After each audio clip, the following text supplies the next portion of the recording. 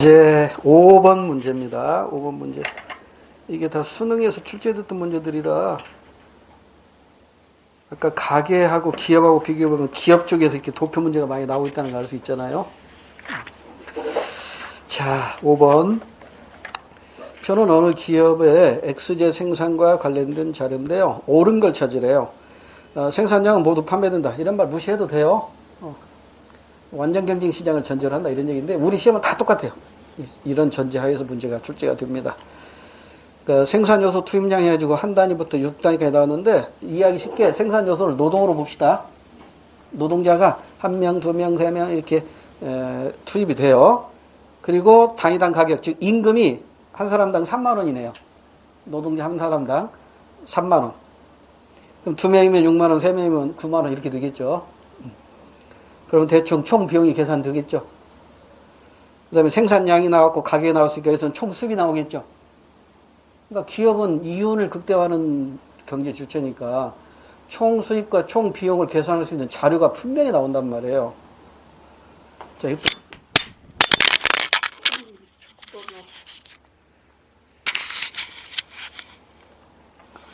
표를 그려놓고 해볼까요? 생산 요소. 노동 투입량 이렇게 생각하면 돼요.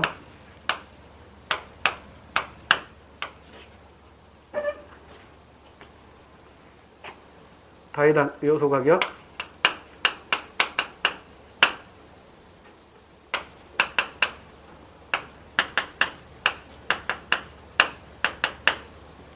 단위당입니다.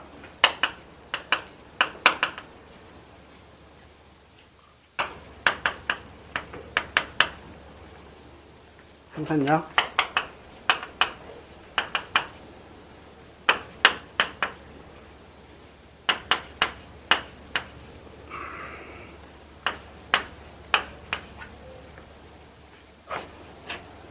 가격. 똑같겠지?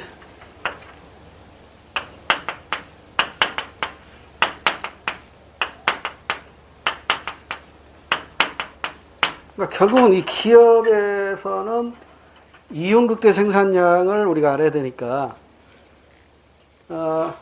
여기에서 우리가 계산할 수 있는 게 뭐예요? 총 비용을 계산할 수 있고 여기에서 총 수입을 계산할 수 있고 이 차이가 총 이윤 아니면 총 소질이란 말이에요. 총 이윤 아니면 총 소질이겠죠.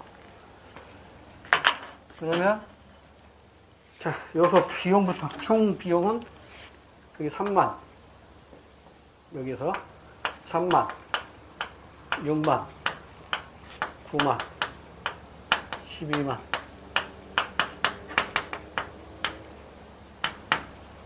이렇게 되고 총 수입은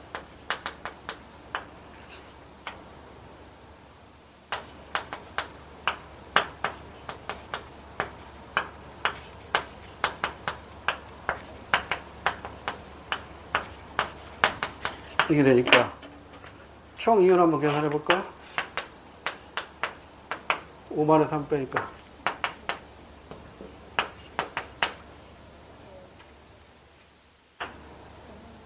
9만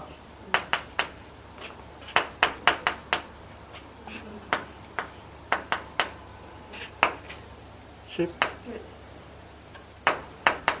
이렇게 되네요. 그럼 이윤 극대는 어디예요? 이때가 이윤 극대네요. 생산성은 계속 주고 여기 또 새로운 용어가 나왔네. 여기 지금 새로운 용어로 생산성 이런 말 나와 있죠. 아무 말 없으면 여기에 뭐가 생겼던 거냐면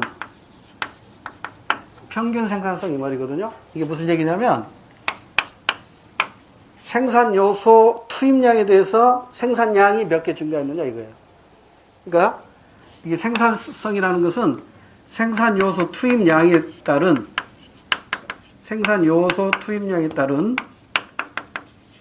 생산량이 얼마나 증가했느냐 이거예요. 그럼 보세요. 생산성 한번 따져볼까요? 아무 말이 없으면 앞에 평균이란 말이 생략된 겁니다. 평균 생산성. 인푸트. 노동기 한 명이 투입됐어요. 아웃푸트. 5개 생산된대요. 5. 2명이 투입됐어요. 생산량이 12개네요. 6개. 생산성. 3명이 투입됐어요. 18개 만들어졌네요. 6. 4명이 투입됐을 때 4분의 23. 얼마 나와요? 5. 얼마 나오겠네. 5명이 투입되니까 27개가 나왔어요. 5, 6, 5, 5, 25. 5점? 이것도 얼마 나오겠네. 29 나누기 6 해보세요. 4점 얼마 나오겠네. 5가 좀 못 되겠네요. 이게 가고 있잖아요. 대충 보자고요. 그러면 생산성이 계속 증가하고 있나요? 여기까지 증가했는데 여기서부터 감소하고 있잖아요. 그러니까 사실 여기까지 계산할 필요도 없어. 여기서 끝나는 거죠. 증가했다가 여기서 끝나버렸잖아요. 더 이상 증가하지 않았잖아요. 그러니까 1번 땡. 생산성은 계속 증가한 게 아니고 생산성은 인푸트에 대한 아웃푸트예요. 생산 요소 투입량에 대해서 생산량이 몇 개 더 증가했느냐 이걸 가지고 계산하는 겁니다. 얻을 수 있는 최대 이윤은 29만 원입니까? 12만 원입니다. 12만 원. 생산 요소를 5단위 투입할 때 이윤이 가장 크다. 정답이죠? 생산 요소 투입량이 1단위씩 증가할 때 추가되는 생산 비용은 늘어난다. 추가되는 생산 비용을 우리는 한계 비용이라고 해요. 추가 비용. 자, 추가 비용은 일정하죠? 추가 비용은 임금이니까 3만 원으로 일정하잖아요. 그래서 3번만 맞는 것으로 정답이고요. 6번. 다음은 갑 회사의 노동자 수에 따른 하루 생산량. 노동자 수에 따른 하루 생산량. 이걸 다른 말로 뭐라고 표현한다고 그랬어요? 노동 생산성. 노동의 생산성. 노동 생산성을 나타낸 것이다. 이에 대한 분석으로 옳지 않은 걸 찾으래요. 갑 회사가 생산하는 USB 메모리의 가격은 개당 2만 원이고 노동자의 하루 임금은 8만 원이래요. 단 노동이 유일한 생산 요소이고 생산된 USB 메모리는 시장에서 모두 판매되어 되며 시장 가격은 고정 불변이다. 이건 단서는 다 무시해도 돼요. 그럼 여기서 총 수익과 총 비용 계산할 수 있겠죠? 그럼 총 이윤도 계산할 수 있겠죠? 그렇게 해서 접근하면 돼요. 기업에서 출제에 될 만한 게 이런 것들이라고요. 최근의 추세가 이렇게 표를 만들어 놓고 총 수익과 총 비용을 스스로 계산할 수 있도록 해서 총 이윤 극대화를 어디서 이루도록 할 수 있는가? 또는 이윤이 극대화가 되는 생산량이 몇 개인가? 이런 것들을 물어본단 말이에요.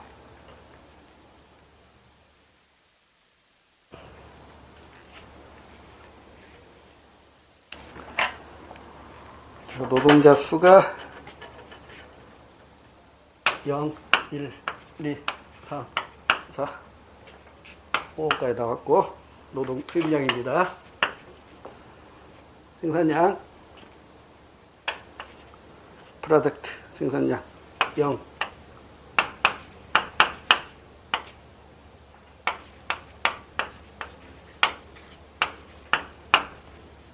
근데 노동의 가격이 얼마라고 그랬어요? 8만 원. 그 다음에 USB 가격은 2만 원. 이건 생산. 프로덕트, 퀀티티 오브 프로덕트, 생산량이고요. 그러면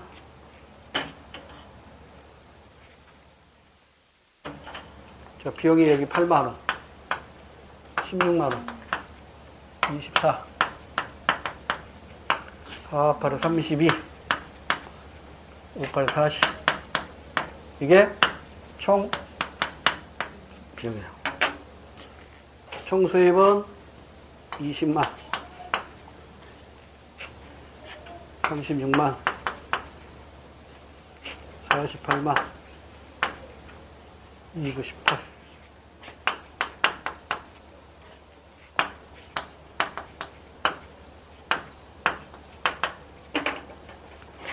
총 이유는 얼마예요?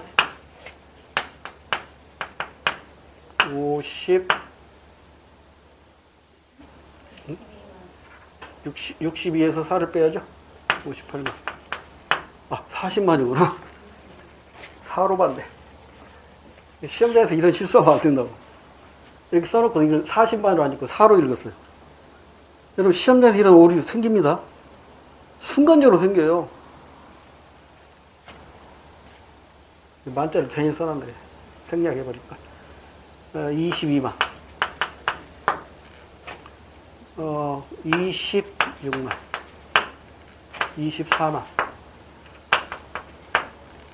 20만. 12만.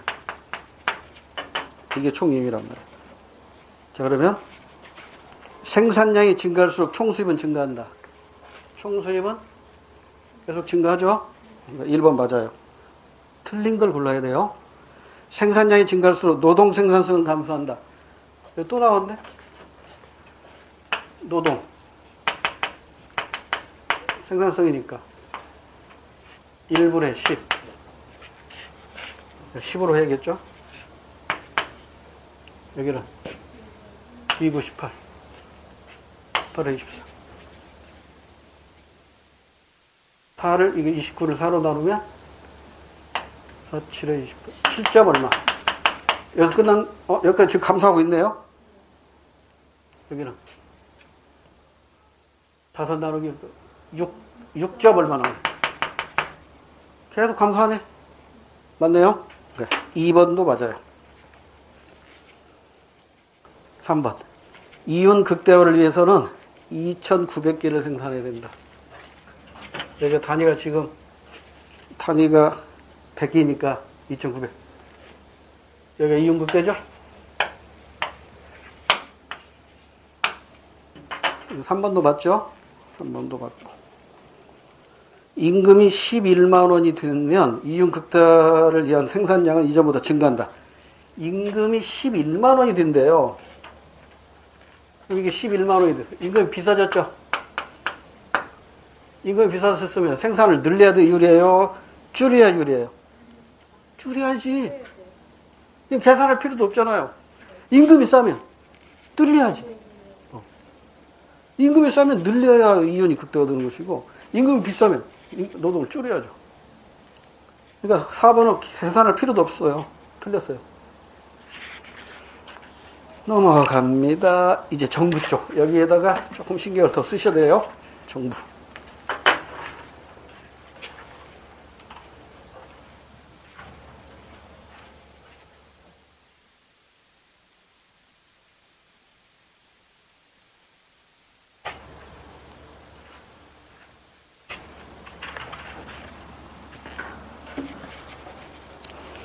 칠 번.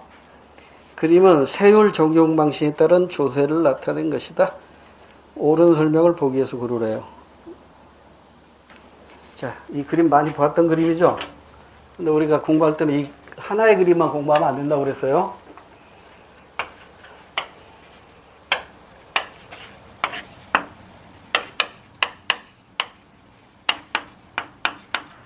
이거 조심하라고 그랬죠?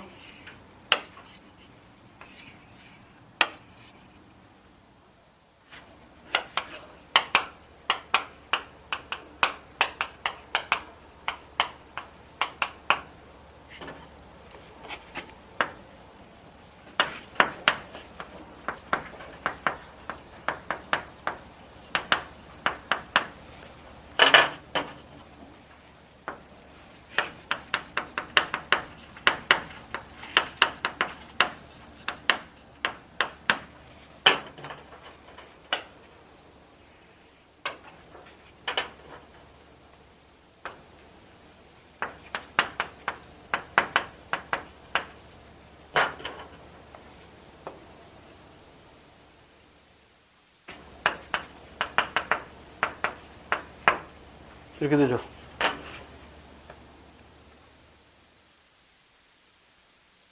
아, 거꾸로 됐구나. 그러고 보니까 이상해. 역질설 그러나.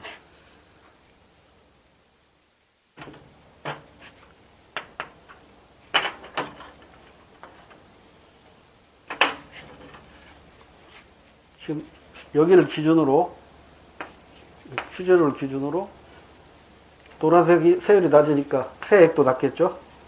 이렇게.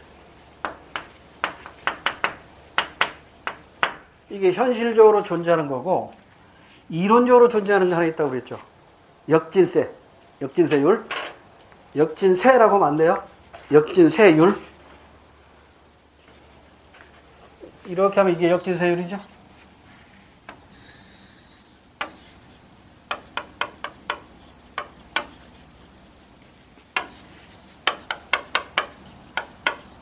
이거는 현실적으로 존재하지 않는다고 그랬어요.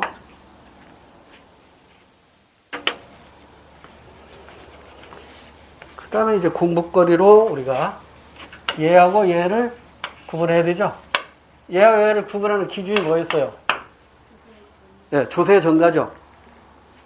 자기가 내야 할 세금을 자기가 내느냐, 내가 내야 할 세금을 다른 사람한테 뜯어서 내느냐 이거잖아요. 그죠? 조세 전가가 있느냐 없느냐. 직접세는 조세 전가가 없죠. 얘는 조세 전가가 있다고. 그러니까 얘는 조세 저항이 크겠지. 얘는 조세 저항이 거의 없어요. 내가 내야 할 세금 내가 부담하는 게 아니거든. 그러니까 직접세는 담세자하고 납세자가 일치하죠. 그러니까 조세 전가가 없어요. 근데 간접세는 내는 사람과, 즉 납세자와 부담하는 사람, 담세자가 전혀 달라요. 그러니까 조세 전가가 있는 거죠. 누진세율이 적용되는 직접세의 경우에는 소득 재분배 효과가 크기 때문에 빈부격차가 완화됩니다. 근데 얘는 간접세는 비례세율이 적용되니까 오히려 부자가 유리하죠. 부자나 가는 사람이랑 똑같은 세율 적용하니까. 그래서 오히려 역진과세 현상이 나타나요. 그래서 빈부격차가 심화됩니다. 이걸 보완하기 위해서 등장한 새로운 간접세가 있었죠. 개별소비세. 옛날 명칭으로는 특별소비세. 자, 7번 문제 갑니다. 세율입니다. 세액이 아니에요. 세율. 적용 방식에 따른 조세입니다. 옳은 것을 보기 위해서 있는 대로 그러해요. 기억이 뭐예요? 세율이니까. 누진세. 니은이 비례세율. 비례세제, 비례세. 그 다음에 A와 B의 과세 대상 금액이니까 그러니까 A가 저소득층이고 B가 A보다는 부자네요. 근데 B를 보니까 누진세를 적용하건 비례세를 적용하건 똑같네. 과세액은 똑같네요. 과세액은 똑같네. 그 B점이 바로 이 그림에서는 바로 여기죠. 이 점이잖아요. 이 점. 이 만나는 점. 비례세율이나 누진세율이 만나는 점이잖아요. 여기가 이제 우리 문제에서 B로 표시가 된 거죠.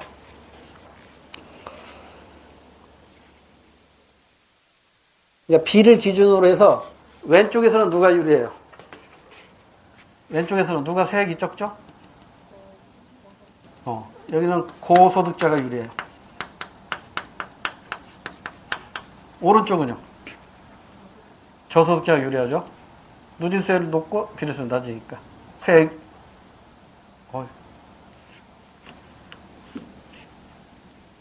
누진세율이 높으니까, 그러니까, 고소득자가 불리하죠. 저소득자. 유리. 근데 전체적으로 놓고 보면, 비례세율은 고소득자에게 유리합니다. 전체적으로. 자, 일단 보기로 와서. 기억은 누진세율이 적용되는 직접세는 과세 대상 금액에 관계없이 동일한 세율 땡.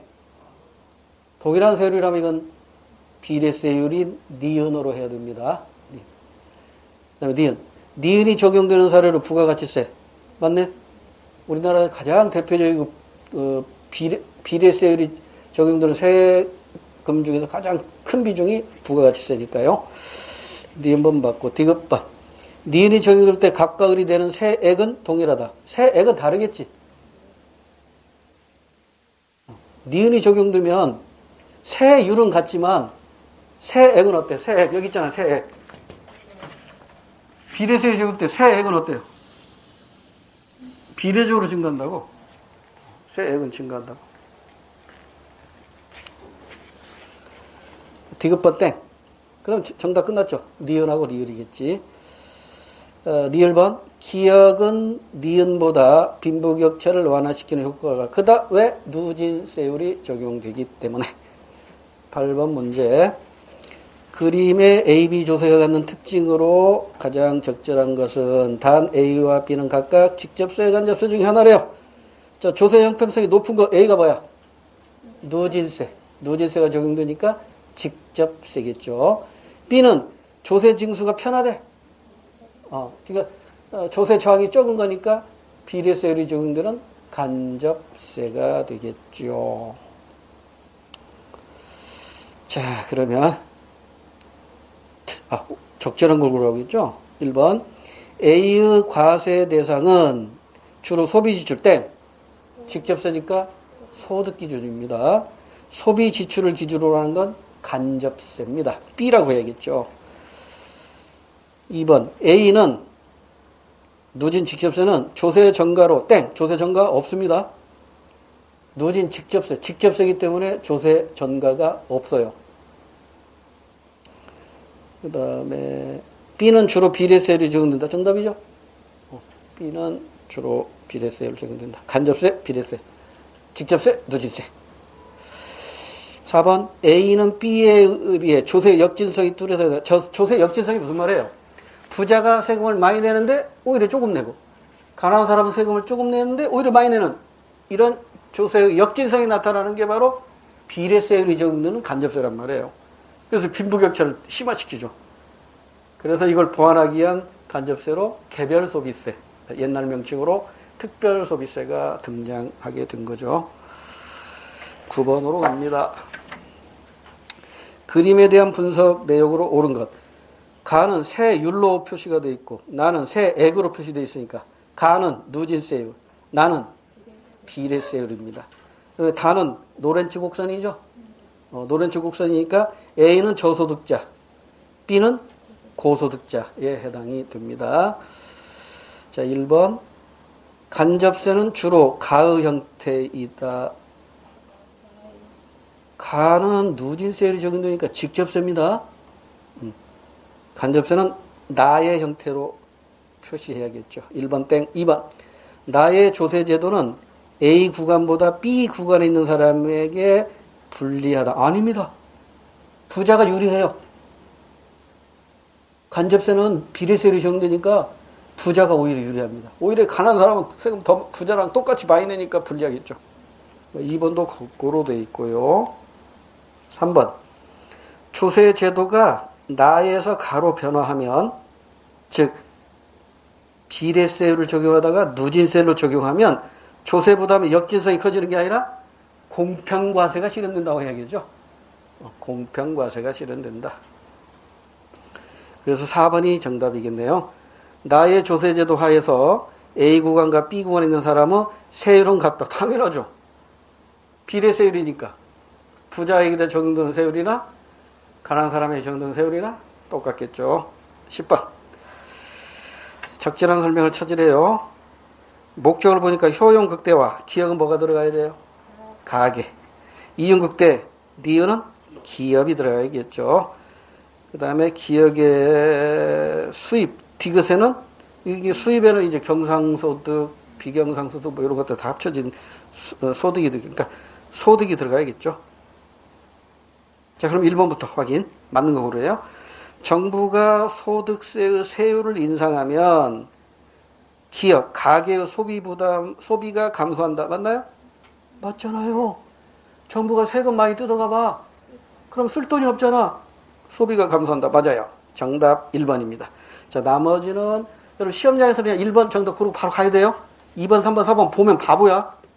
시간 낭비하는 거예요. 근데 이 시간은 공부 시간이니까 보는 거예요. 2번. 디귿에서 조세, 디귿이 뭐야? 가계의 수입 소득. 비경상소득의 증가는 국민의 부담이 증가하는 것이 아니라 국민의 효용을 증가시키겠죠. 비경상소득이니까 뭐 로또 복권에 당첨된 것이 늘어났다거나 퇴직금이 늘어났다거나 이거잖아요. 얼마나 좋아? 국민의 부담은 오히려 줄어들겠지. 3번 생산물 시장에서 기업, 가계는 공급자 아니죠. 생산물 시장에서 가게는 수요자입니다. 수요자. 그 다음에 니은. 기업은 생산물 시장에서는 공급자가 되겠죠. 거꾸로 돼 있네. 3번 거꾸로 돼 있고요. 4번. 디귿이 뭐예요? 소득에서 리을. 조세를 뺀 것이 실질소득이다. 실질소득은요. 명목소득에서 물가를 털어낸 거야. 물가 상승이나 하락분을 털어낸 것이 실질소득이에요. 그러면 조세를 빼면 이것은 뭐가 될까? 소득 중에서 조세를 뺀 것이니까 내가 마음대로 쓸 수 있는 돈, 이걸 우리는 disposable income, 즉 가처분 소득 이렇게 표현해요. 가처분 소득이라고 하지 이걸 실질소득이라고 하지 않아요. 실질소득 공식. 명목소득 나누기 물가지수 곱하기 100. 그러니까 이 실질소득은 물가와 같은 방향, 반대 방향. 반대 방향으로 움직이는 거예요. 11번으로 갑니다. 이제 2단원 끝났나요? 지금 잘 따라오고 계시는 거죠?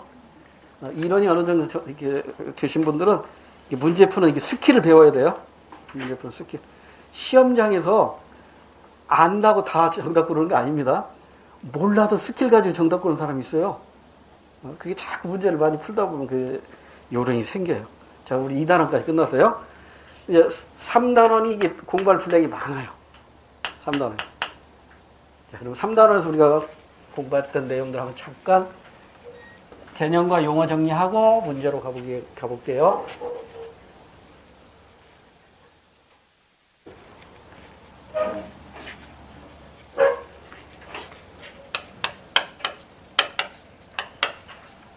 어, 3단원은 시장의 가격 이론입니다. 이걸 이제 미시경제론이라고 부르죠. 미시. 쪼개서 이렇게 하나씩 나무를 보는 거예요. 숲을 보는 게 아니라. 그러니까 이제 나무를 보고 나서 그 다음에 어디로 가냐면 4단원으로 가요. 그러니까 이 나무가 모여서 숲을 이루죠.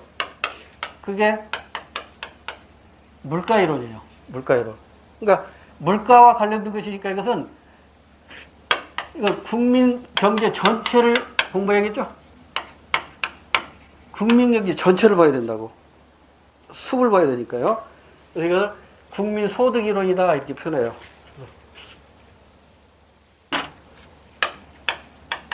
국민 소득 이론이다 이렇게 표현합니다. 이건 이제 조금 이따 3단원 할 때 다시 정리하기로 하고. 자, 먼저 이 시장에서 경쟁 형태에 따라서 우리가 구분한다고 그랬죠? 여기서 말하는 경쟁 형태라는 것은 공급자가 몇 명이냐 이거예요. 왜냐하면 어떤 시장이든지 수요자는 불특정 다수인으로 셀 수 없을 정도로 많잖아요. 그런데 공급자가 한 명인 시장도 있고, 2명이나 3명, 4명인 시장도 있고, 또는 셀 수 없을 정도로 많은, 공급자가 많은 이런 시장이 있고, 그러잖아요? 그래서 이 공급자 수에 따라서 이 경쟁 형태가 무엇이냐 이 말은 말을 바꾸면 공급자 수에 따라서 완전 경쟁 시장과 불완전 경쟁 시장으로 나눠지죠. 완전 경쟁 시장과 불완전 경쟁 시장. 이게 이제 이론적인 시장이고, 이게 현실적인 시장이죠. 이론상 존재하는 시장. 그러니까 우리는 지금 이 시장은 공부할 수가 없어요. 너무 복잡해서. 그래서 이론적인 시장인 완전 경제 시장을 전제로 해서 공부합니다. 불완전 경제 시장은 또 3가지가 있죠. 독점적 경쟁시장, 독점시장, 거점시장. 그래서 경쟁이라는 단어가 있기 때문에 이걸 묶으면 경쟁시장. 경쟁이라는 단어가 없어. 얘는 경쟁이 안 해. 경쟁을 안 해. 이걸 묶으면. 그러면 경쟁시장하고 비경쟁시장하고 구분하는 기준이 뭘까? 시장 진입 탈퇴 여부입니다. 시장에 누구나 진입하거나 탈퇴할 수 있으면 그건 경쟁시장이고, 시장에 진입하거나 탈퇴하기가 매우 제한이 돼 있어. 시장 벽이 높아. 이건 비경쟁 시장이 되겠죠. 그래서 비경쟁 시장의 대표적인 게 두 가지란 말이에요. 독점과 과점이라고. 그래서 제가 이론 시간에 이렇게 공부했죠. 수요자도 셀 수 없을 정도 많고 공급자도 셀 수 없을 정도 많아서 서로 경쟁을 해요. 이게 완전 경쟁 시장이죠. 자, 완전 경쟁 시장 특징 아는 대로 얘기해 보세요. 첫째, 가장 중요한 건 뭐예요? 가격은 시장에서 결정되기 때문에 수요자나 공급자가 가격에 영향을 줄 수가 없어요. 그리고 그 가격은 일물일가가 원칙이에요. 하나의 물건에는 하나의 가격이 결정되고 그 가격에 따라서 소비자는 소비 활동하면 되고 생산자는 생산 활동하면 돼요. 이걸 좀 유식한 말로 price taker라고 표현해요. 가격 순응자 이런 뜻이에요. 그러니까 소비자도 가격 순응자, 생산자도 가격 순응자예요. 유일하게 완전 경쟁 시장에서만 그래요. 그러면 불완전 경쟁 시장에서는 어떤가? 공급자가 전부 가격을 결정해요. 프라이스 메이커가 되는 거예요. 그러니까 다시 가장 큰 차이는 뭐다? 가격이 시장에서 결정된 가격에 따라서 소비 활동하고 생산 활동하는 가격 순응자의 입장이면 그게 완전 경쟁 시장입니다. 근데 불완전 경쟁 시장은 공급자가 일방적으로 가격 결정해요. 그러니까 누가 피해를 봐요? 소비자가 피해를 봐요. 그래서 정부가 나설 수밖에 없는 거예요. 불완전 경쟁 시장. 그죠? 그리고 완전 경쟁 시장은 상품의 질이 똑같아요. 하나의 물건에 하나의 가격이 형성되면서 수없이 많은 사람들이 만들지만 상품의 질이 다 똑같다고. 그러니까 완전 경쟁 시장에서는 선택의 기준은 딱 하나밖에 없겠네요. 왜? 상품의 질도 다 똑같고 시장에 대한 정보도 완벽하게 알고. 그러니까 뭐만 보면 돼? 가격만 보면 돼요.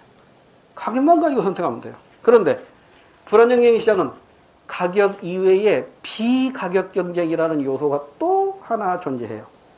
그러니까 비가격 경쟁이 뭐야? 상품의 질이 달라요. 서비스가 달라요. AS가 달라요. 이런 것들까지 다 고려해야 하는 시장이 불완전 경쟁 시장이에요. 그 중에 독점적 경쟁 시장은 단골 시장이라고 그랬죠. 단골이 형성되는 시장. 단골이 형성되는 시장. 대표적인 예를 들어봐. 네? 술집. 어디요? 미용실. 옷가게. 동네 병원. 이런 거잖아요. 우리 시험에서는 주유소. 그래서 제가 수업 시간에 주유소 하면서 빠지지 않고 했던 얘기가 있어. 이건 시험지에 잘 나오니까 제가 강조를 했었죠. 내가 주유소 갔을 때 기름을 넣는데 처음에는 무조건 만땅을 넣었어요. 이 얘기는 무슨 얘기죠? 기름값이 비싸고 싸고를 묻지 않고 나는 소비했어요. 그럼 뭐만 결정하는데? 양만 결정했잖아요. 그러니까 나는 양을 고정시키고 소비를 했어요. 그런데 어느 날부터는 이게 비경제적이라는 걸 알고 경제적인 주유 방법은 한 70% 정도만 채우는 것이더라. 그래서 그 다음부터는 7만 원어치씩만 넣어요. 기름을 넣을 때. 그럼 이제 나는 소비 행태가 바뀌어 버렸죠. 처음에는 만땅이었다고. 즉 기름값 비싸건 싸건 상관없어. 꽉 채워. 양을 고정시켰다면 두 번째는 뭘 고정시켰어요? 내 주머니에서 나가는 돈을 고정시켰어요. 7만 원어치만 넣어. 기름값 비싸면 조금만 넣고 기름값 싸면 좀 많이 들어가겠지. 7만 원어치만 넣어. 이거잖아. 두 개의 차이점이 뭐예요? 탄력성 차이라고. 탄력성 차이. 맞다! 이건 뭐예요? 뭘 고정시킨 거야? 수요량, 소비량을 고정시켰으니까 탄력도가 얼마? 0이야. 완전 비탄력이야. 나 가격에 영향 안 받아. 비싸도 만땅, 싸도 만땅이야. 이걸 완전 비탄력이라고 해요. 기억해 두세요. 시험이 잘 나와. 그 다음에는 이게 더 시험이 잘 나와. 최근에는 내 주머니에서 나가는 돈이 일정해. 가격이 오르면 양을 줄일 거고 기름값이 싸지면 양이 좀 늘어나겠지.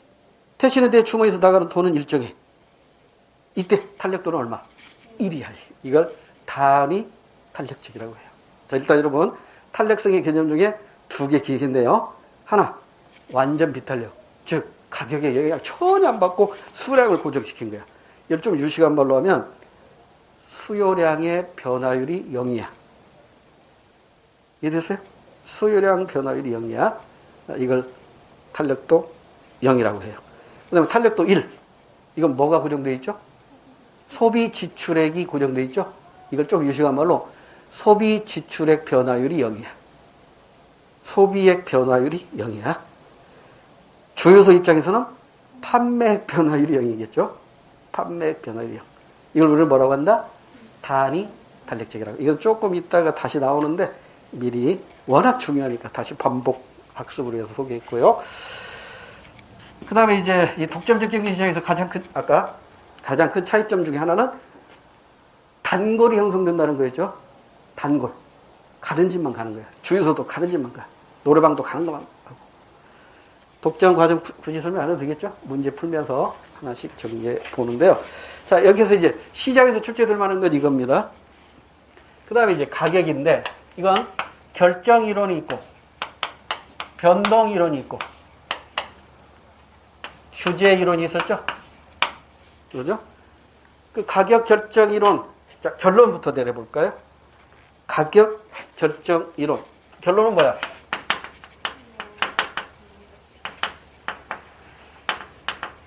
이게 결론이죠. 수요 공급의 법칙. 변동, 결론은 뭐야? 수요가 변하고 공급이 변하기 때문이죠. 수요량이 아니에요. 수요. 공급량이 아니에요. 공급. 그러니까 수요나 공급은 이건 선의 개념이야, 점의 개념이야? 선의 개념이라고. 선이 움직일 때. 점이 움직이는 게 아니고 수요 곡선 자체가 움직이고 공급 곡선 자체가 움직일 때. 규제 원리. 규제 원리. 자, 이건 소비자 보호하고 생산자 보호로 나눠지죠? 생산자 보호가 최저가격제. 소비자 보호가 최저가격제. 이게 결론인데 이제 조금 더 디테일하게 공부를 해야 됩니다. 그래서 이제 이 수요 공급 법칙은 또 세 번이 되죠? 수요 법칙, 공급 법칙, 그 다음에 세 번째가 뭐예요? 수요 공급의 법칙. 왜 제가 이렇게 세 가지를 썼냐면 수요 법칙하고 공급 법칙을 합치면 이거예요. 큰일 날 소리입니다. 별게 이거예요. 수요 법칙하고 공급 법칙 합친 게 수요 공급 법칙 아니야. 수요 공급의 법칙은 가격 결정 원리라고. 수요 법칙과 공급 법칙 합친 것이 수요 절대 아닙니다. 이거 조심하세요. 그래서 이제 수요 법칙 공부하기 위해서 이제 이런 좌표가 나오고 함수가 나오잖아요. 그죠? 그래서 이게 가격축, 수량축. 그래서 수요 법칙에 여기서 그래프를 그리면 우하향이죠? 우하향. 근데 이제 우하향인데 이게 문제는 기울기라고. 기울기가 급하면 탄력도는 1보다 작아요. 기울기가 45도면 탄력도가 1이고 기울기가 완만하면 탄력적이죠? 이건 수요 법칙은 적용이 안 되죠. 수요 법칙은 적용이 안 되지만 만약 그래프가 이렇게 된 그래프가 있다면 이건 탄력도가 얼마야? 무한대가 되는데. 이렇게 됐다면 이런 수요 곡선이라면 양을 고정시키고 소비하는 거잖아. 만땅 이거잖아. 만땅. 탄력도 여기 드는 거야. 이거 완전 비탄력. 완전 탄력. 탄력, 단위 탄력, 비탄력. 이거잖아요. 근데 이제 그래프를 이렇게 좌표로 그릴 때 여기에 이제 수요 함수를 알아야 그림으로 그릴 수 있잖아요. 수요 함수는 어떻게 돼? 수요량은 뭐의 함수다? 가격의 함수란 말이에요. 가격. 그래서 항상 마이너스 기울기가 마이너스잖아. 기울기가 마이너스잖아. 우하향 하니까 이 마이너스 기울기라고. 마이너스 AP 플러스 B 이런 형태라고. 그럼 이 A가 뭐라고 그랬어? 기울기라고. 이퀄 뭐라고 그랬어? 탄력성이라고.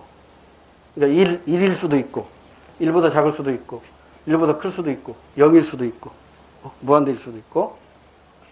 이건 뭐였어요? Q축과 만나는 점이라고. Q축과 만나는 점. 이게 Q절편이죠. 항상 이러한 모습을 가져요. 이런 모습. 대충 이런. 그 다음에 이제 그 뒤에 이제 공부하는 것이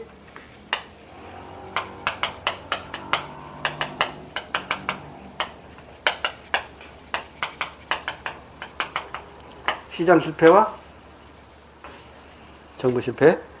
그 시장 실패에서 시험 문제 가장 많이 나오는 게 뭐였어요?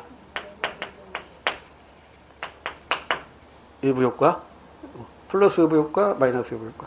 생산과 소비. 네 가지로 구분했었죠? 좀 뒤에 문제 풀면서 소개하기라고. 공공재생산 부족.